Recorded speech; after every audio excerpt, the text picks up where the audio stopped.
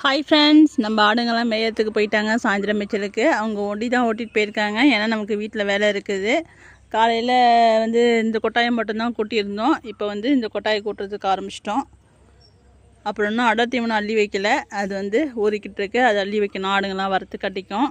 இந்த கொட்டாயெல்லாம் பாருங்கள் எப்படி கிடக்குதுன்ட்டு. நேற்று ஒரு பொழுது தான் கூட்டல, அதுக்கே இந்த அளவில் இருக்குது. ஏன்னா மழை பெஞ்சிக்கிட்டே இருக்குதா, ஒரு ஜில்லுன்னு இருக்கிறதுனால எல்லாம் கீழே படுக்க மாட்டானுங்க. பண்ணை மேலேயே எல்லோரும் படுத்துக்கிறானுங்க. அதனால தான் ஒரே இடத்துல இவ்வளோ சாணி கிடக்கு. இதுவே வெயில் நாளாக இருந்துச்சுன்னா கொல்லை கடைசி வரைக்கும் ஆளுக்கு ஒரு திசையில் இருப்பானுங்க.